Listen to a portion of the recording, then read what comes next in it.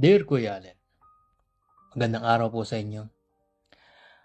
Ako nga po pala si Vince, 27 years old. Nais kong ibahagi ang istorya ng pag-ibig ko. Isang pagmamahal na hinubog ng oras, ngunit tila hindi lumalagpas sa limitasyon ng screen ng cellphone ko. 3 taon na ang nakalipas mula nang makilala ko si Mark sa isang LGBTQ online forum.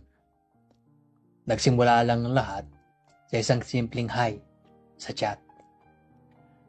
Hanggang sa naging araw-araw na ang aming usapan. Hindi ko inakalang sa isang virtual na mundo, makakahanap ako ng isang taong tunay na magpapasaya sa akin. Madali akong nahulog kay Mark. Ang dami naming bagay na pinagkakasunduan. Pareho kaming mahilig